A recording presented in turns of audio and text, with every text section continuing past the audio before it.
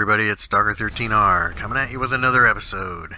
Today we'll be taking a look at another encounter battle, and we're going to be on this map here. I'll let you decide how they say that. We're going to be in the Tiger 131 today, and we're going to give them a little bit of a go. And then later on at the end of the video, we're going to be in the Centurion Action X, and we'll give you some sneak preview footage of what's to come there. So today we're going to talk about our strategy, and we're going to be spawning in the north, and we're going to be coming down what's from this view, the left side of that map, and I'm going to talk about my mini-map a little bit, and why I use the small circular mini-map, even though a lot of your top players say that the big square version is better. So if you don't know, if you hit the little two-page looking button on your Xbox controller that's just on the left-hand side of your Xbox button, you can bring up this view. And in this view, I see the entire map in its, north, its polar orientation. And it also shows me not only that, on the enemy team, how many heavy tanks they have, but what they are. And as those go away during the game, when I pull up this mode to look at that map, then I'm not only going to see that it's a heavy tank, but I'm going to know what heavy tank it is, or have a much better idea. So it gives me a lot more information. And then on this view, with the small circular mini-map, it's always oriented. It always rotates. So do you see how it's upside down when I look at the big map? Now, that can confuse you when you're in this mode if you're using the big square mini-map in this view. But this one, you'll see it turns with me, and it always orients to where I'm looking. So the orientation is always proper to where I'm looking as a 12 o'clock. And that eliminates that confusion. And you can see that people that aren't in my immediate area still appear out here on the edge of that circle. So even though they're not on that mini-map proper, they're at least out there, and I know what direction they are. So I have a good idea of what's going on the entire battlefield, but I need to pay attention to what's going on around me, and I need to know immediately whether it's to my left or right. And if I have that big map on, it can be reversed and it can cause confusion. So I always use the small mini map because it always maintains proper orientation to where I'm at. And if I have time to check the overall situation, then I just hit that button real quick between, and I can see that not only the entire map, but I get the tank listing on the side too, so I know not only what's where, but I know I have a better chance of identifying who it is. So my strategy today was to come up here on this right hand side, present a threat, and then fade back, and then cut across the middle of the map towards the cap as we got closer to that being a priority. But not being as familiar with this map as I should be, I thought I'd have more terrain over here on my 9 o'clock. And I got caught out in the open and lost half my health points. So for what I was doing just to create a fade and try to slow this flank down and get them disrupted, ended up costing me half of my health points. So I really hope that doesn't end up costing us the game later on, because I'm going to have to use some of my health point pool to get across the middle. So again, my strategy on this map with this encounter mode is to come up this flank, show them that there's a Tiger 131 in the area, and that there's a respectable gun that they need to hunker down and play safe.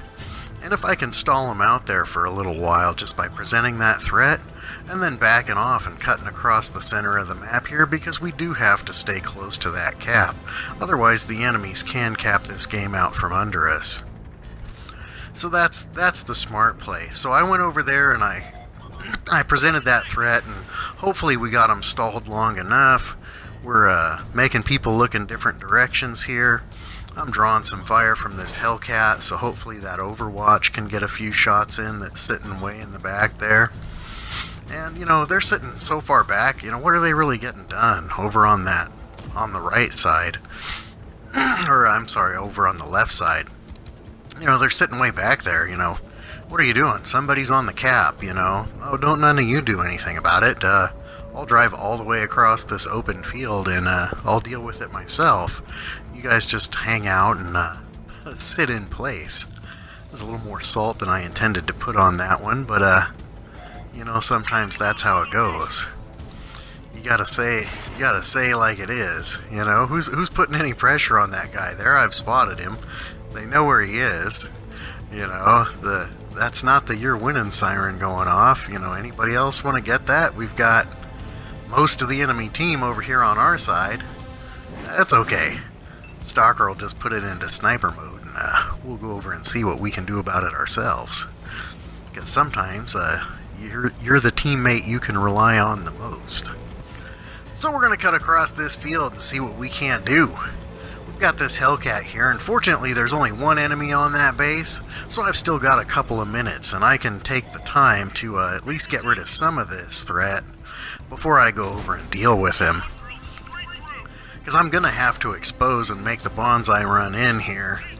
But if I can get at least one of these guns out of the way from shooting me in the fuel tank, you know, that'd be great. Because I already made him up at mistake and overextended over there on that right flank, and I lost a little bit of my health point pool already. So, and there we've got those rounds coming in. But I've got to push in here and get up behind that rock, and I'm hoping I have the health point pool left to do it.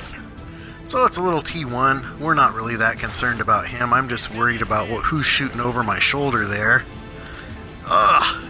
And I'm down. Oh, I'm taking a little bit of damage there. What am I down to? 3 or 4 health points? There's my kilometers per hour. I can't see it in this view what my health point... I've got 2 hit points. So, I had just enough health pool left. But, you know, that guy would have capped us out. You know, quite simply, you know, there wasn't a whole lot of people doing anything. I did have a medium join me here, but, you know, that Tiger P's looking at him. I'm going to try to get a shot in with my 2 hit points. We put a ammo rack hit on him, so that'll help, but, you know, we've still got to get these things done. Looks like I've got a Tiger 1 pushing up behind me. Hopefully he'll come and join me here on the cap. You know, that 23E3, you know, I'm really looking out for him. You know, that's a great gun, and it's going to be fast firing. And he's going to have the penetration to deal with me, certainly. So, I've got to play a little cautious since I played a little brazen before. So I did get 1 hit in him, but I can't risk taking any kind of hit.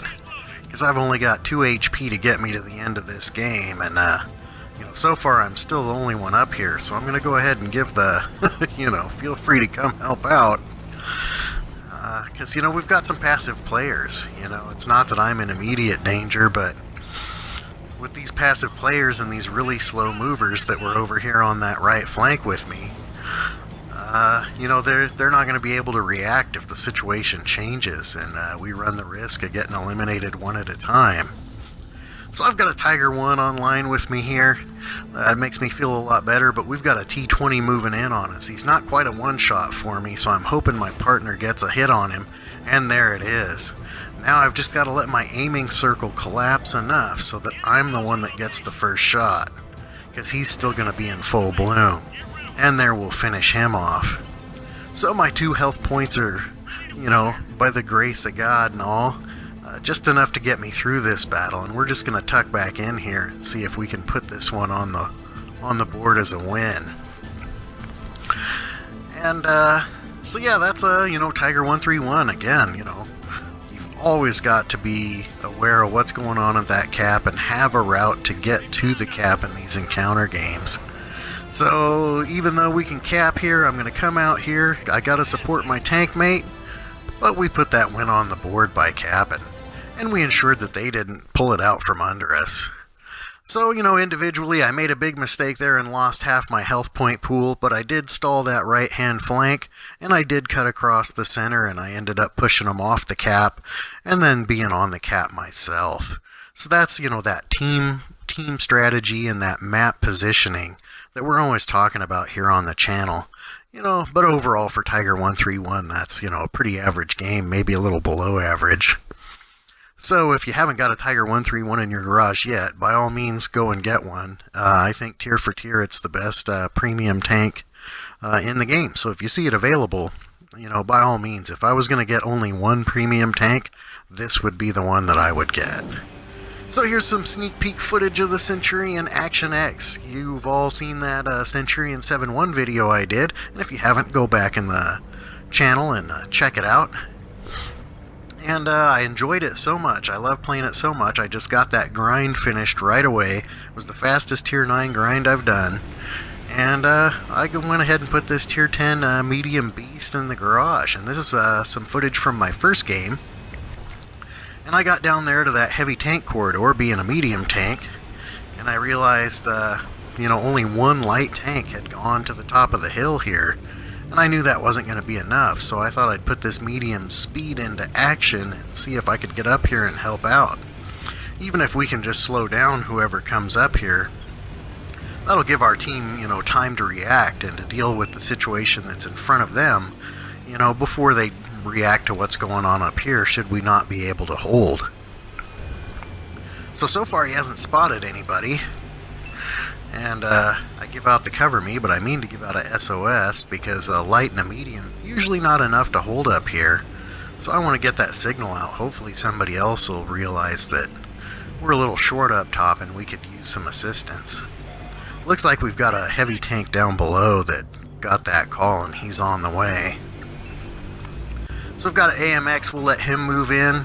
I don't want to stick my nose out for this Conqueror. And I'm going to try to get one in him.